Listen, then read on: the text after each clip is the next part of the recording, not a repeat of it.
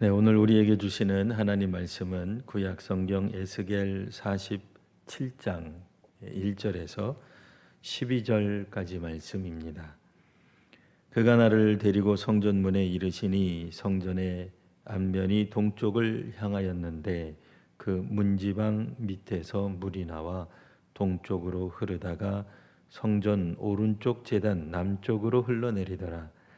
그가 또 나를 데리고 북문으로 나아가서 바깥길로 꺾여 동쪽을 향한 바깥문에 이르시기로 본즉 물이 그 오른쪽에서 스며 나오더라.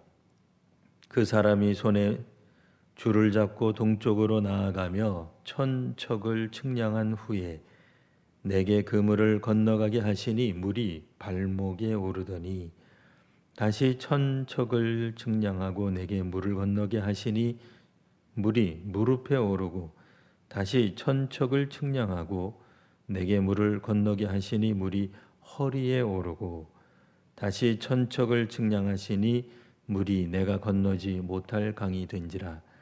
그 물이 가득하여 헤엄칠 만한 물이요 사람이 능히 건너지 못할 강이더라.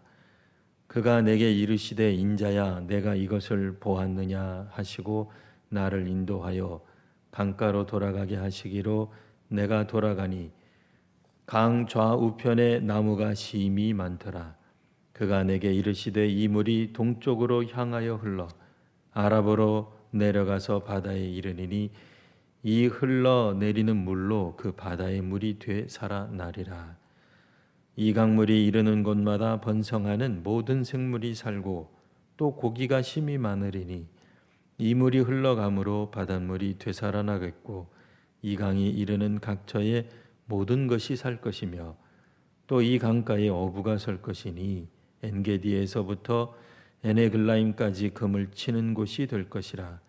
그 고기가 각기 종류를 따라 큰 바다의 고기같이 심이 많으려니와 그 진펄과 개펄은 되살아나지 못하고 소금 땅이 될 것이며 강 좌우가에는 각종 먹을 과실나무가 자라서 그 잎이 시들지 아니하며 열매가 끊이지 아니하고 달마다 새 열매를 맺으리니 그 물이 성소를 통하여 나옴이라. 그 열매는 먹을 만하고 그 잎사귀는 약재료가 되리라. 아멘. 하나님께서 예스겔에게 환상을 통해서 성전을 지금까지 보여주셨다면 오늘 본문을 통하여서는 이 성전 중심이었던 환상이 이스라엘 온 땅으로 확장되는 그런 특징을 가지고 있습니다. 이 하나님의 은혜가 어떻게 이스라엘 전역으로 성전을 벗어나 전역으로 나타나는지를 성전에서 흐르는 물을 통해서 이제 하나님께서 에스겔에게 보여주고 계십니다. 성전에서 나오는 이 흘러나오는 물은 동쪽문을 통하여서 이스라엘을 향해 나아갑니다. 오늘 성경 보시면 어떤 특별한 안내자가 나오는데 아마도 그 안내자는 우리가 생각하건대 하나님 자신인 것 같습니다. 이 안내자가 에스겔을 데리고 이제 나가서 줄을 잡고 동쪽으로 나아가며 천척을 측량한 후에 한번 이 물을 건너게 하는 이런 장면이 여러 차례 나오죠. 천척은 약 450m 정도가 되는 그런 길이를 말합니다. 한 450m쯤 지난 다음에 건너가게 했을 때는 발목에, 그 다음에는 무릎에, 그 다음에는 허리에, 그리고 그 다음에는 물이 너무 많이 넘쳐서 결코 그냥은 지나갈 수 없는 헤엄쳐야 될 것 같은, 그러나 나중에 생각하건대 헤엄치는 것도 쉽지 않은, 용이하지 않은 그런 큰 강이 되더라 하는 이야기입니다. 문자 그대로 성전은 하나님의 영광이 가득한 곳입니다. 그 성전에서 흘러나온 물, 곧 하나님의 영광, 하나님의 축복이 온 땅을 적시는데 성전에서 멀어지면 멀어질수록 점점 더 하나님의 축복이 풍성해지고 많아지는 것을 말합니다.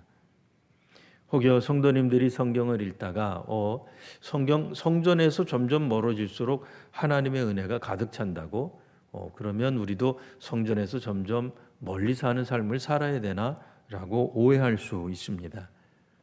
이 말씀은 생수의 근원이 되는 수원, 그러니까 샘이죠. 샘에서 나오는 그 자그마한 물이 나중에는 시내가 되고 또 나중에 강이 되고 또 오늘 성경에 보면은 바닷물까지 영향을 끼쳐서 바닷물도 되살아나게 하는 기본적으로 그 수원에서 흘러나오는 작은 물줄기가 하류로 내려가면 내려갈수록 점점 커지는 걸 우리가 알 수 있습니다.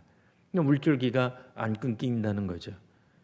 수원에서부터 내려오는 물이 만일 끊어진다면 강을 이룰 수가 없을 겁니다. 물은 기본적으로 내려갈수록 점점 모으고 또 모아져서 큰 물줄기를 이루기 마련입니다.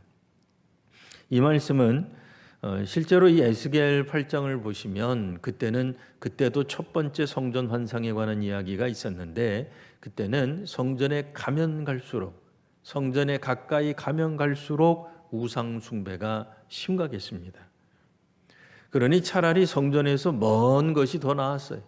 성전에 가면 갈수록 우상 숭배로 도무지 눈뜨고 성전을 볼 수 없는 지경까지 되었던 것을 겨냥해서 쓰여진 오늘 본문의 말씀입니다.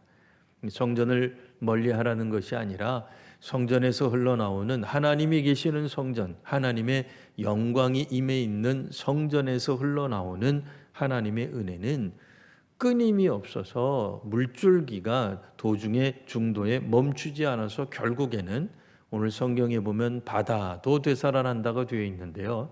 여기서 말하는 바다는 사해를 말합니다. 사해는 기본적으로 소금바다라서 거기에 생물들, 물고기들이 살 수 없습니다. 근데 사해도 바뀐다는 거예요. 얼마나 강력한 생수가 흘러넘쳤으면 이제는 그 물이 흘러나는 좌우변에 수많은 나무들이 그리고 물고기들이 되살아나는 역사가 나타난다라고 말씀하고 있습니다. 온갖 생물들, 바닷물도 되살아나고 심지어는 어부가 정착하는 곳이 됩니다. 사해가 금을 치는 곳이 된다라는 말을 듣기까지 됩니다. 죽어있던 바다라고 알려져 있는 그곳이 이제는 살아있는 물고기들로 가득 찬 곳으로 바뀌게 되는 것입니다. 에스겔에서 나타나는 것처럼 하나님의 영광이 다시 돌아오게 되면 하나님이 우리를 구원하시게 되면 이제 우리는 되살아나는 경험을 하게 되는 것입니다. 성전이 중요한 것이 아니라 성전 안에 계시는 하나님이 중요한 것입니다. 때문에 하나님이 성전을 떠나시면 그 성전은 아무것도 아닌 게 됩니다. 도리어 성전은 사람들에 의하여 욕심 많은 사람들에 의하여 우상 숭배의 장소가 될 수도 있습니다.